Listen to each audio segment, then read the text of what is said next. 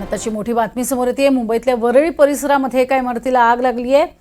Kamala mill परिसरात times tower मध्ये ही आग लागली। अग्निशमन दलाच्या 6 ते 7 गाड्या आता घटनास्थळी दाखल झालेल्या आहेत, त्यामुळे ही मोठीच आग म्हणावी लागेल। आग हळूहळू पसरताना पाहायला मिळते। नशिबानं इमारतीमध्ये सध्या कोणी नसल्यामुळे कारण ऑफिसेस बंद असतात, त्यामुळे जीवितहानी टळली अशी एक प्राथमिक माहिती मिळते। मात्र रात्रपाळीमध्ये काम करणारे लोक जर इथे असतील किंवा नाईट शिफ्ट मधले लोक असतील तर मात्र त्यांना तातडीनं बाहेर काढण्याचे पहिले प्रयत्न हे केले जाणार आहेत। अधिक माहिती घेऊया, जुई जाधव आमची प्रतिनिधी आपल्या सोबत आहे। जुई, एकंदरीत आपण बघतोय की हा संपूर्ण परिसर जो आहे तो कमर्शियल इमारतीनुसार ओळखला जातो। ज्या टाइम्स टॉवरला आग लागलेली आहे तिथे पॅन कार्डचं सुद्धा एक महत्त्वाचं ऑफिस आहे। अनेक महत्त्वाची ऑफिसेस या ठिकाणी आहेत। काय सध्याची माहिती? अगदीच प्रज्ञा, मी सध्या त्याच घटनास्थळी उभी आहे जिथे ही आग लागलेली आहे। तू माझ्या मागे पाहू शकते की अजूनही जे धूर आहे आगीचे ते आपल्याला बाहेर पडताना दिसत आहे। तो उल्लेख केला की हा एक कमर्शियल एरिया आहे। निश्चितच हा एक कमर्शियल एरिया आहे आणि त्यामुळे खूप महत्त्वाचा अतिदक्षतेचा असा हा संपूर्ण विभाग ओळखला जातो।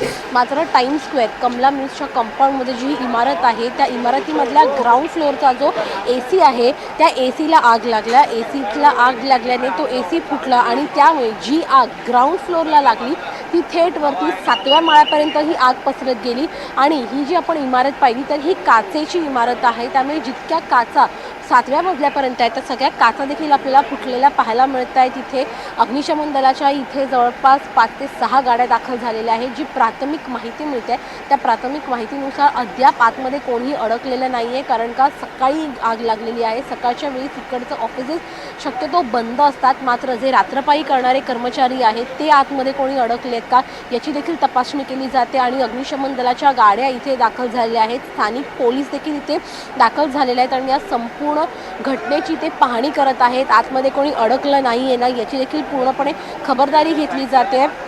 हा एक अत्यंत महत्त्वाचा भाग आहे, कारण का कमला मिल्स हा एक कमर्शियल एरिया आहे। अनेक ऑफिसेस याच्या आजूबाजूला असतात, त्यामुळे निश्चितच दक्षता जी आहे ती देखील घेतली जात आहे। आता इतर ज्या आजूच्या इमारती आहेत त्यांचं देखील ऑडिट केलं जाईल। प्रज्ञा, नक्कीच यापूर्वी सुद्धा याच इमारतीच्या समोर अशीच दुर्घटना घडलेली होती आणि त्यावेळेला अनधिकृत स्वरूपाचे काही हॉटेल्स होते, बार होते आणि त्याचा फटका बसलेला होता। अगदी बरोबर टाइम्स टॉवरच्या समोरच्याच बाजूला हा फटका बसलेला होता आणि त्यानंतर आता टाइम्स टॉवरमध्ये आपण बघतोय ही आग लागलेली आहे। एसीचा स्फोट झाल्यानंतर ही आग लागली आहे आणि साधारण जुई तू सांगतेस त्याप्रमाणे 7 मजल्यांपर्यंत ही आग गेल्याचं आपल्याला पाहायला मिळतंय। अग्निशमन दलाकडनं काही अधिक माहिती दिली जाते का? कोणकोणत्या ऑफिसेसचा यात समावेश आहे?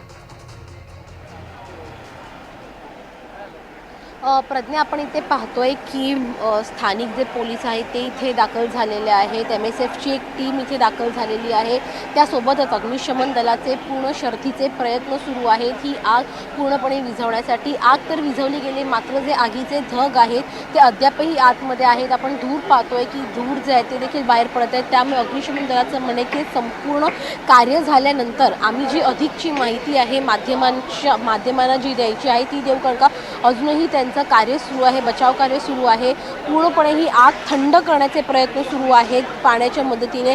त्यामुळे निश्चितच आपण इथे पाहतोय प्रज्ञा, आपण ही दृश्य पाहतोय की ह्या बिल्डिंगची जी दुसरी बाजू आहे त्याची देखील काच फोडली जाते आणि तिथून देखील आगीचे लोट आपल्याला येताना पाहायला मिळत आहेत, कारण का ही एक बाजू होती बिल्डिंगची, मात्र आता बिल्डिंगच्या आतल्या म्हणजे समोरच्या बाजूने देखील आपल्याला धूर येताना पाहायला मिळतोय। कोणीतरी ही काच फोडलेली आहे आणि काच फोडून हे आगीचे धूर आपल्याला बाहेर पडताना पाहायला मिळतात। प्रज्ञा, ही आत्ताची सगळ्यात लाईव्ह आणि महत्त्वाची दृश्य आहेत। आतमध्ये कोणी अडकलंय का असा संशय व्यक्त केला जातोय, कारण का आग जर एका बाजूला लागली आहे तर मग दुसऱ्या बाजूने काच फोडून देखील धूर बाहेर येतोय।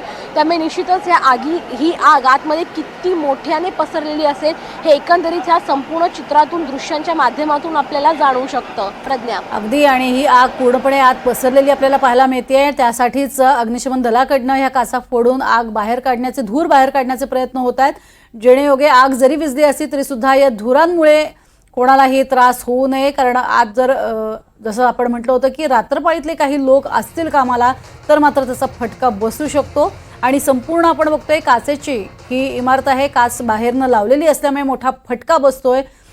आणि या संदर्भात खरं तर ऑडिट जे आहे यापूर्वी करण्यात आलेलं होतं. आता पुन्हा एकदा ऑडिटची मागणी येईल. मात्र सध्या आपण जुई या संपूर्ण परिसरामध्ये अग्निशमन दलाच्या इतक्या गाड्या दाखल झालेल्या आहेत, इतक्या मोठ्या प्रमाणात आग जी पसरलेली आहे ती विझवणं आणि आता कूलिंग ऑपरेशन हे महत्त्वाचं असणार आहे. साधारण किती काचा फोडल्या जाणार आहेत, कारण कूलिंग ऑपरेशनसाठी काचा फोडण्याशिवाय आता पर्याय नसणार आहे अग्निशमन दलाला. अगदीच प्रज्ञा, कूलिंग ऑपरेशनसाठी निश्चितच वेळ लागणार आहे, कारण का आग जर आपण पाहतोय तर आता ही पूर्णपणे आतमध्ये देखील पसरलेली पाहायला मिळते. 7व्या माळ्यापर्यंत हे आगीचे लोट गेले होते आणि ह्या काचा पूर्णपणे फुटल्या होत्या. मात्र आता आतमध्ये देखील ही आगीचे धूर जे आहे ते आपल्याला पाहायला मिळतात आणि अजून देखील कार्य सुरू आहे. बहुतेक काचा ज्या या बिल्डिंगच्या अग्निशमन दलाला फोडता येतात तितक्या त्या काचा फोडतात, जेणेकरून हा सगळा धूर बाहेर निघेल. आतमध्ये जर कोण असेल तर त्यांना या धुराचा त्रास होणे, घुसमटून कोणाचा जीव जाऊ नये याची खबरदारी पूर्णपणे घेतली जाते.